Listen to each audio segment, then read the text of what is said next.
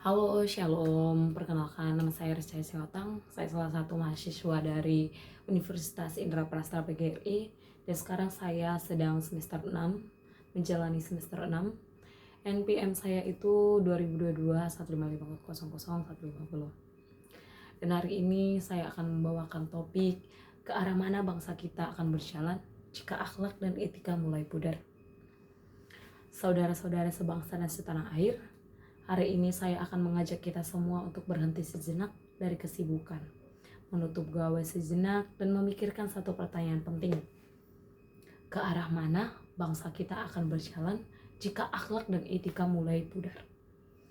Ya, kita sering bangga dengan keindahan alam Indonesia, keragaman budaya dan kekayaan sumber daya.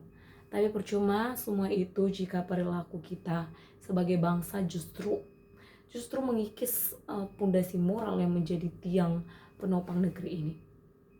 Sejarah membuktikan banyak bangsa besar di dunia runtuh bukan karena kemiskinan atau bencana alam, tetapi karena krisis moral warganya sendiri, krisis moral dari diri kita sendiri, krisis moral dari negara itu sendiri gitu.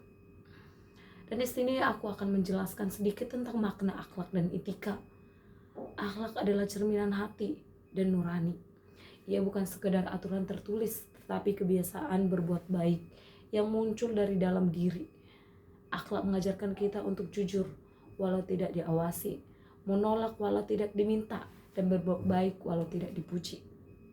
Kita hidup di negara yang indah, kaya akan budaya, sumber daya, dan nilai luhur. Namun apa artinya semua itu jika akhlak dan etika kita itu runtuh? Akhlak adalah cerminan hati, sementara etika adalah panduan sikap dalam kehidupan bermasyarakat. Akhlak mengajarkan kita untuk jujur, sabar, rendah hati, dan berbuat baik. Ketika mengajarkan kita untuk menghargai aturan, menghormati orang lain, dan menempatkan diri secara tepat di sebuah situasi atau di setiap situasi. Sayangnya di sekitar kita masih banyak banget pelanggaran akhlak dan etika. Dari hal kecil seperti berkata kasar ya, yang banyak Gen Z, Gen Alpha, Gen apapun itu banyak sekali dari hal kecil ini berkata kasar. Hingga hal besar juga ada pasti, kayak ya seperti yang terjadi di negara kita, korupsi dan penyalahgunaan wewenang. Hari ini saya akan membawakan salah satu topik yang bakalan cukup menarik ya buat kita semuanya. Saudara-saudara sebangsa dan setanah air, hari ini saya ingin mengajak kita semua untuk merenung sejenak. Etika di sisi lain adalah panduan bagaimana kita bersikap dalam kehidupan bermasyarakat. Ia mengatur tata cara berbicara, menghormati orang lain, mematuhi aturan, dan menempatkan diri dengan tepat di setiap situasi. Ketika akhlak dan etika berjalan seiring, masyarakat akan hidup damai, aman, dan saling percaya. Namun kita harus jujur mengakui di sekitar kita pelanggaran akhlak dan etika itu masih sering terjadi. Mulai dari berkata kasar, contoh kecil itu berkata kasar, menyebarkan berita bohong, hingga tindakan besar tidak lain korupsi dan penyalahgunaan kekuasaan. Tapi itu tidak bisa kita salahkan, itu terjadi dari diri kita sendiri. Bicara tentang kejujuran itu adalah pondasi bangsa, pondasi diri sendiri, pondasi paling utama dari diri sendiri. Kejujuran adalah akar dari semua kebaikan. Tanpa kejujuran, kepercayaan akan hilang. Dan tanpa kepercayaan, sebuah bangsa akan rapuh. Mari kita mulai dari hal sederhana. Seorang siswa yang mencontek saat ujian mungkin berpikir, ini cuma sekali, tidak ada yang tahu, haha, gitu. Tapi kebohongan kecil ini akan membentuk pola. Saat ia kuliah, ia terbiasa memasukkan tugas atau plagiarisme. Dan ketika ia bekerja atau memegang jabatan, ia merasa biasa aja untuk memanipulasi data ataupun menerima suap. Dampak dari hilangnya kejujuran tidak hanya dirasakan oleh satu orang, tetapi bisa merugikan banyak pihak. Bayangkan deh, jika seorang dokter memalsukan laporan medis, atau seorang insinyur berbohong soal kualitas material pembangunan jembatan. Nyawa manusia bisa melayang hanya karena satu kebohongan. Kejujuran memang sering membawa jalan yang lebih sulit, tetapi jalan inilah yang akan menjadi ke kita menjaga kita tetap tegak di mata Tuhan, keluarga maupun bangsa. Begitupun dengan korupsi. Korupsi itu menjadi salah satu musuh bersama ya. Korupsi itu bukan sekedar tindak pidana gitu. Ia adalah pengkhianatan terhadap kepercayaan rakyat. Rakyat yang dirugikan rakyat. Uang yang dikorupsi bukan hanya angka di laporan keuangan, tetapi darah dan keringat rakyat. Setiap rupaya yang hilang karena korupsi itu berarti ada anak yang tidak bisa sekolah karena fasilitas pendidikan rusak. Ada pasien yang meninggal karena obat tidak tersedia di rumah sakit gitu. Ada jalan yang hancur sehingga ekonomi daerah terhambat. Korupsi merusak moral pelaku, menghancurkan kepercayaan masyarakat, dan menghambat kemajuan negara. Oleh karena itu, melawan korupsi bukan hanya tugas KPK ataupun aparat hukum, tetapi tugas kita semua, mulai dari tidak menerima atau memberi suap, tidak memalsukan laporan, hingga berani melapor jika melihat pelanggaran. Itu mulailah dari diri kita sendiri, agar kita bisa membangun, agar kita menghindari, agar musuh dari kita bersama ini, korupsi ini, bisa hilang secara perlahan. Mulai munculkan dari diri sendiri supaya ini tidak terjadi ke kalangan masyarakat. Bergeser dari korupsi, hal yang paling penting juga yaitu menghargai sesama dan toleransi.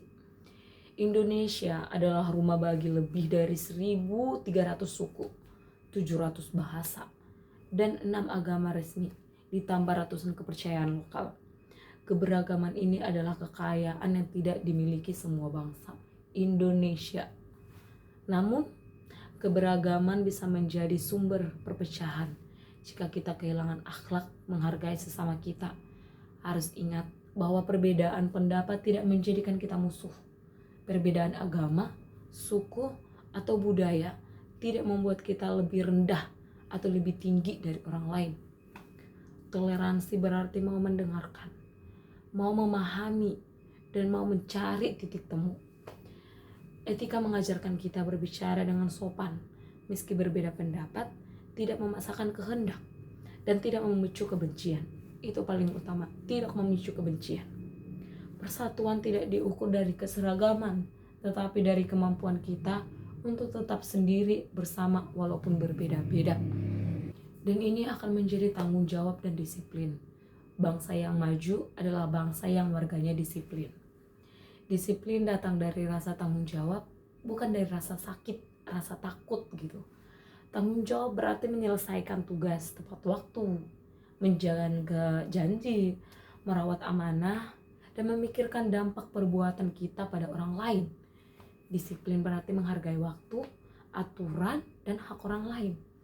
Jika semua orang membuang sampah pada tempatnya, lalu lintas akan lebih lancar, banjir akan berkurang, dan lingkungan menjadi sehat. Jika semua pekerja datang tepat waktu, produktivitas akan meningkat. Jika semua belajar dengan sungguh-sungguh, maka generasi emas akan lahir. So, di sini mahasiswa berperan, atau generasi muda, atau Gen Z, atau Gen Manila Sandwich, atau generasi muda, itu adalah menjadi agen perubahan. Kita adalah harapan bangsa, penggerak masa depan, dan calon pemimpin. Tapi ingat, perubahan besar dimulai dari perubahan kecil pada diri sendiri. Jangan menuntut pemimpin untuk jujur jika kita masih mencontek saat ujian. Jangan menuntut pemerintah bersih jika kita masih mengambil barang yang bukan milik kita. Jangan menuntut masyarakat tertib jika kita sendiri masih melanggar aturan lalu lintas. Sebagai mahasiswa, kita bisa memulai dengan tidak plagiat saat membuat tugas ya. Apalagi zaman sekarang banyak ChatGPT. Semua pun tahu itu. Yang kedua itu menghormati dosen dan menghargai teman. Yang ketiga, aktif di organisasi dan sikap jujur yang transparan. Menjadi pelopor gerakan sosial yang bermanfaat bagi masyarakat. Saudara-saudara, bangsa ini tidak akan hancur karena kurang sumber daya, tetapi akan runtuh jika kehilangan akhlak dan etika. Mari kita berjanji dari diri kita sendiri, dari hati kita sendiri. Mulai dari hari ini kita menjaga hati tetap bersih, menjaga ucapan tetap santun, dan menjaga tindakan tetap benar. Kesempurnaan memang milik Tuhan, tetapi perbaikan adalah tugas kita. Akhlak adalah jiwa bangsa. Etika adalah wajah bangsa. Mari kita jaga bersama. Saya Aris Cahaya Sihotang, saya pamit undur diri. Terima kasih untuk semuanya. Shalom, bye-bye.